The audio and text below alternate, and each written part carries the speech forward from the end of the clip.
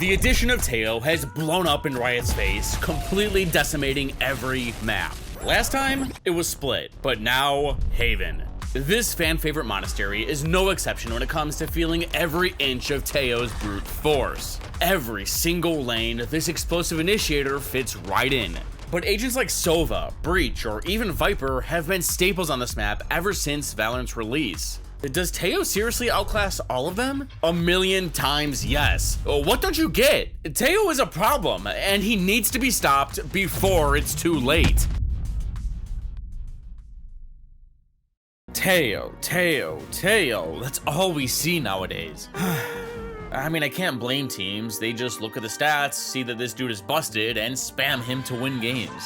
But if you want to track your own statistics to find out what works best for you, download blitz.gg. The Blitz desktop app is free and offers you a ton of useful information about your games. Like if you queue into throwing trolls, you'll know as soon as you hop on Agent Select and save RR. Blitz will also tell you your teammates' strengths, your enemies' weaknesses, then you play to these to win more. The app also tracks your best maps, weapons, and agents, telling you what you need to work on. They also feature a real-time in-game dynamic stats overlay that allows you to adjust your playstyle mid-game. Then once the match is over, there's a post-game insights detailing every area of your performance. Blitz also supports League, TFT, Apex, Fortnite, CS2, Palworld, Destiny 2, Escape from Tarkov, and a ton more. So, the Blitz desktop app is free, helps you improve, and fuels these high-quality videos. If you've ever wanted to support me, this is how. Download the Blitz desktop app for PC by clicking the link down in the description. The name of Haven's game is Brawling, mainly for a lobby control. This part of the map is the most important, and it's something that Liquid are going to fight for most of this game.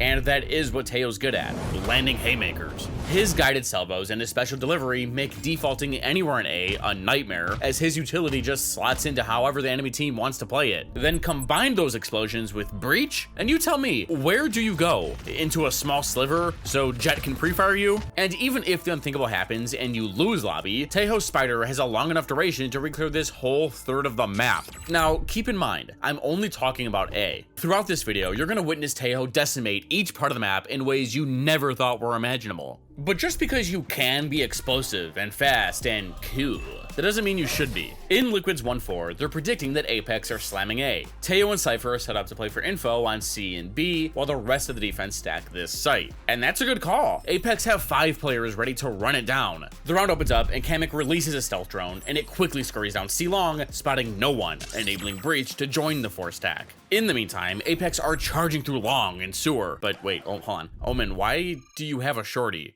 Close to you. It should be exec boys. But running up long heavy. I'm ready. They molly CT. I'm ready to stand long. Standing long. He's stunned. Full blind. Full blind. Left. I'm full blind. I'm nading short for for you. you. On me. Nading short. Let's go. He has to go out.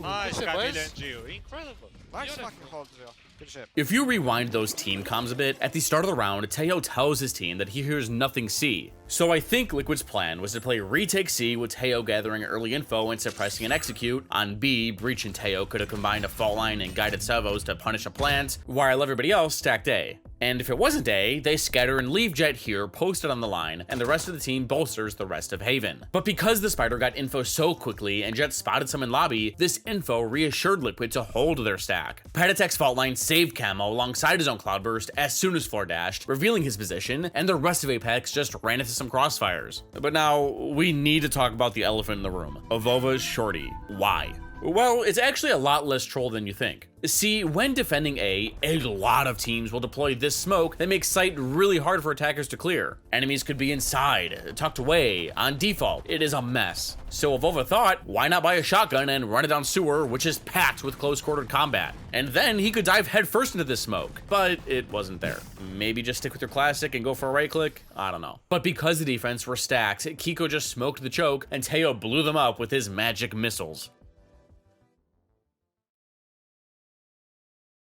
On the anti-eco, Evova bypassed the fault line missiles combo Liquid threw out and made it into short. It was a gamble, but when you only have classics, you have to do something like this, and it paid off. Neither Teo or Jett heard this teleport. Were players close enough to hear it, and that was the idea, so Evova gets to walk right up behind! It almost paid off. But because these rockets cover the typical way an Omen would teleport through lobby, Liquid didn't think Avova was crazy enough to fly headfirst into a stun. And because he found that timing, he called his whole team over to come capitalize and storm A. But they ended up just getting farmed instead. Now it's Apex's first full buy. This is a must-win round for the offense, otherwise Liquid's economy and ult are going to spiral out of control. So in an attempt to steal it, the defense are busting out a never-before-seen Tejo patented punish. Classic, which, you know, a little bit more niche. I don't know how many people in EMEA were running that one.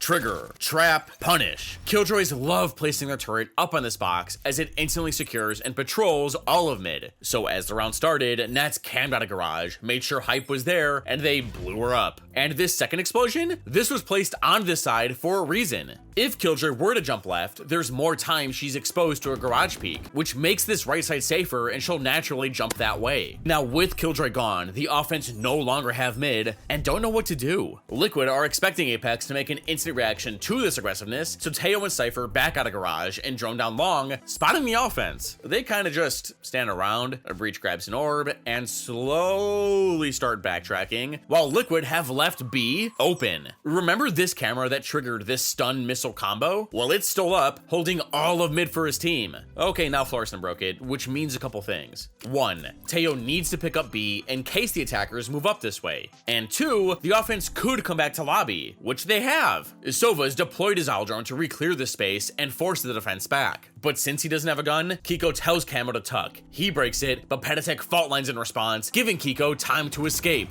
But the attackers are pivoting to B. But still, those Guardians pose a pretty big threat in Team Liquid's bonus round. They don't invest that much money, but they still pack a punch. Apex have taken B, but Kamek lines up his missiles, fires, and stall the plant. And Camo's flank fails. Because he was never flushed out of this cubby, he thought he could backstab the Sentinel-less offense. Back on B, the explosions have ended. Avova finally gets the plant off, and Florison and Mulsi both go back site? That was before the spike even went down. Paranoia has left both players at the back completely blinded, and there's some weaknesses in the weaponry, but that doesn't seem to matter. Avova now tagged desperately low. Shields have regenerated, but that won't help versus a headshot. And now you look at Batu, who's fantastic in the last map, but what can he realistically do here? Absolutely nothing. Grouping up like this in a post plant is such a death sentence, as Apex basically got a 2-for-1 deal with this Paranoia and later Breach Flash. Now, yes, there's not a lot of space to play on B site, that's true, so you have to get proactive. See, because Killjoy wasn't alive, Avova was so worried about the garage flank that his Paranoia for A-Link was just too late, and Sova had to watch his flank. But if you're worried about being pinched from all 3 sides, you just have to get proactive and push one of them out. Getting offside isn't that great, as Kiko had smokes for the spike, making it awkward to spam. So had this Paranoia come out sooner, maybe even before they planted, and been followed up off of, Apex wouldn't have dropped the most important round of the game. Apex converted the following eco thanks to a sick headshot entry from Florison and Kiko hoarding all of his smokes like a chipmunk. To have 2 smokes active at 33 seconds all the way until 18 seconds is kind of insane, no? Your Cypher saw nothing long, so why not burn one on A? We're clearly retaking B. Come on, spit those out. Then Apex had a nice default where Flor and Avova were slotted into long for what seemed to be like 3 years. 1 eternity later. And Flor got another entry, but then they forgot to clear this corner, which screwed the rest of their team because they ran out of garage to go join them, which gave the defense enough time to react to what was going on and surround the offense. And now they have to try and clear out the man who's behind them, using that ultimate to get into position. It ends up being all too easy. Crazy how such small mistakes can impact a round so hard. But those lead us to another important full buy. So you know what that means, a brand new Teo detonation. Hex, this is where they look to do it. Oh, already an early stun thrown in. So much utility put into the corner. There is no escape.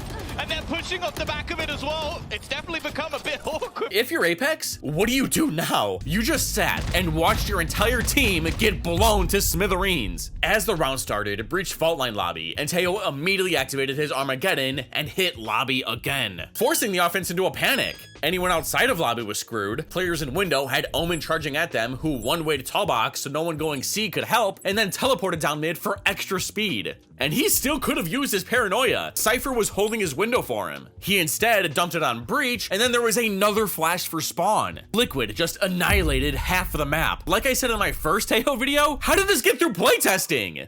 The rest of the round features the last two Apex players getting gunned down. Gonna have to be, I feel, a well-timed swing almost together.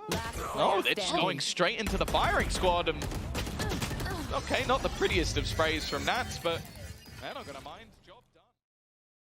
Apex take a timeout to start a disaster relief fund. I need help, please, somebody help me! We're getting blown up, please, send reinforcements! Oh my god, how did this get through playtesting? Wanna try going mid? Round 6 was a massacre for Apex. They exploded so hard that just the thought of going A is giving them PTSD. So they're focusing in on mid this time in their 1-3-ish 1. With Fluorescence Bladestorm active, she's going to get proactive in garage while Breach and Sova set her up with a recon and stun. But Liquid know this mid play is coming. After the previous round, there is no shot Apex try A again. And with this constant A bombardment, how are you even supposed to contest this? So they've shifted into their own 1-3-1, fighting Apex in mid head on. The defense opened the round with the same condition, fault line, and guided salvos for lobby, but that's all fake. One person's defending A. Nats also cammed down long, spotting Omen. So in response to losing the wings, the offense dark garage. Floor jumps around, knives in hand, but can't find anything. She then calls for a smoke in window, and then for Sova to join her up deeper. One round on the board. The Bladestorm could be the difference maker, but a big push down mid by Team Liquid sends them into a frenzy. It's Panatek picking up one with Camo. He's stuck down the bottom of mid. Camo gets picked off, and a chance to level the playing field. But look at Nats creeping his way up to the door. He's caught him over, and they'll swing together to close this round. Back when Liquid blew up lobby, this was all just bait to make it seem like 3 were here, like Apex have seen in the past. But after they were done, Breach, Omen, and Jet all triple swung mid, expecting Apex to come here next since A's so heavily contested. They waited a while, staring at window, but when they heard all this racket being made near garage, the defense walked down and caught the attackers with their pants at their ankles. Last round, Apex didn't know that Liquid started the round in a high-low, so the defense are going for a similar 1-3-1 spread, while Apex are tired of being pushed around the map and want mid in their 1-4-0. The round opens, and Mosi rips a flash, and Apex quadruple swing window, forcing Kiko and Camo to retreat, and they deploy a dark cover at the entrance. On the bright side, at the start of the round, Patatek and Kamek nuked lobby and have him posted on this line, so Liquid have A, and Apex have mid. But Camo didn't exactly come down after being flashed earlier in the round. He's been great, but he will just about live to tell the tale. Oh! Camo simply drifted towards these boxes and jumped back on to peer over the top of Kiko's dark cover. Now, regardless of this death, the offense still feel like they've secured mid and want to go push Teo off the line on A. If Jet was on B, that means Teo must be spotting from deep, right? Liquid have the player advantage, and he doesn't have a dash or cloudburst. He would be instantly traded if he was pushed up near lobby. Oh no. A lot of presence, even started to make noise, so they think that's where the hit's coming in, hoping that aggression would come in from Liquid that they could punish. But Kamek and Kiko are the ones punishing. The offense never expected Teo this close. This is usually where a duelist plays, so they can get out. But Liquid also had the read. Kiko knew that since Apex took mid, they were going to A next. So even though Kamek was holding the line on his own, Kiko swooped in from sewer and fought with him. And Kamek's stun that has like 0 pullout and recovery time bought Kiko just enough time to get down here. This has left us in a 4 versus 2, and the remaining attackers have nowhere else to go but A. And they eventually die. If this round feels winnable, and I'm just looking at Patatek set up with a stun there, just waiting to catch him.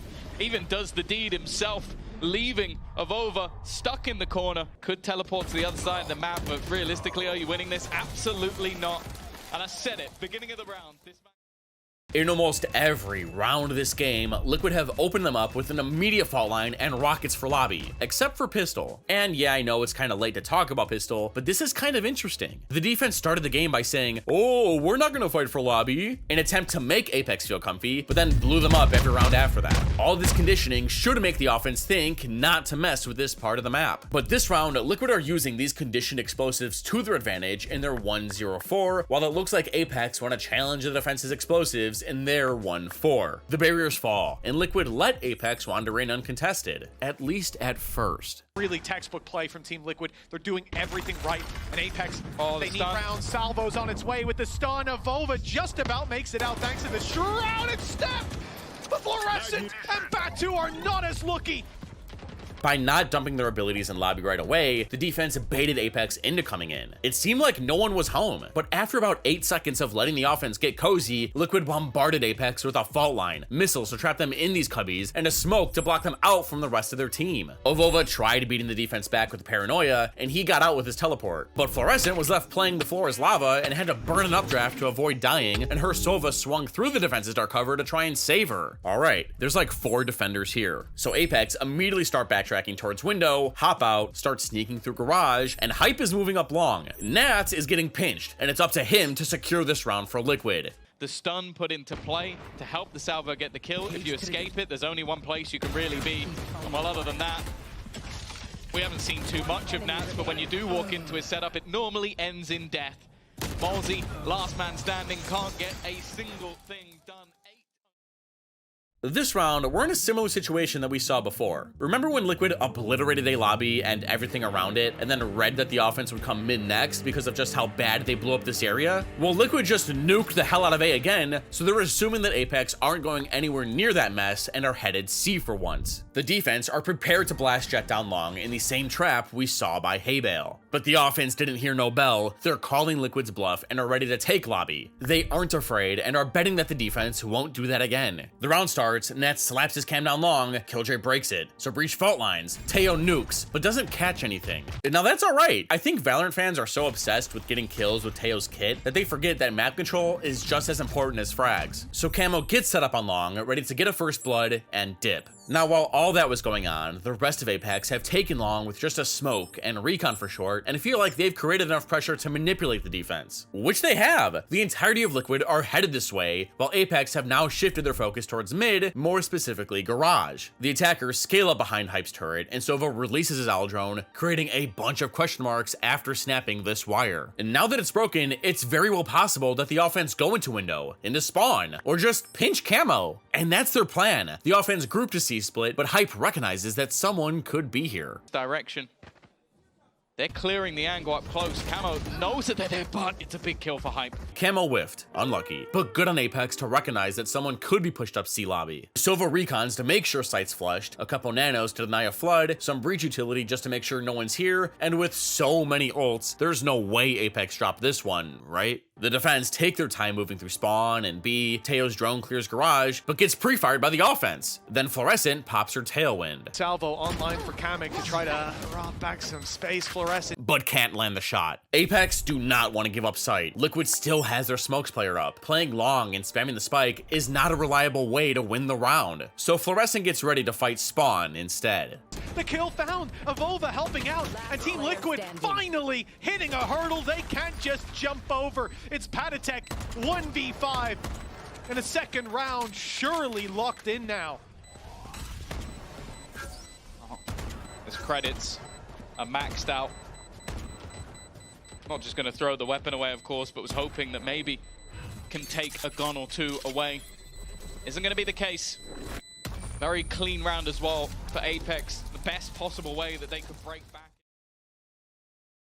Next round, Apex slams C with a thorough execute, and Liquid closed the round out with a successful mid-fight. The 2 remaining attackers tried going C through garage and used their lockdown to try and give them some breathing room. Move towards the B side, but that's quickly gone, and well, that's another real benefit of that salvo. It's just, okay, I'm just going to place it exactly where you have placed the lockdown, and it's all too easy. Thank God that got nerfed. 9 ult points for 1 rechargeable signature? Who approved that? Whatever, Teo completely dominated this first half, and he's going to continue on attack. Liquid's plan? Go C, and Apex are pretty spread out? I don't get it. Sova's backside on A, Breach backside B, and these two might be contesting garage? I have no idea. The setup sucks. Liquid bursts behind the buy barriers with a cam that spots a turret, it gets broken, and with just a fault line and pair of missiles, the site belongs to Liquid. That's really all you need to take site. Jet's dash cleared close, breach stun for her to clear logs as she came out of her cloudburst, and Teo nuked everything else. Sure, if it seemed like the defense was contesting site with this smoke and were holding out backside, breach could rip a flash or omen paranoia, but because no one's here, look at how much utility Liquid saved. And if the defense aren't here, that means they're going to have a ton of utility. So to avoid getting dumpstered on by all these abilities, the attackers move up to spawn to make a play.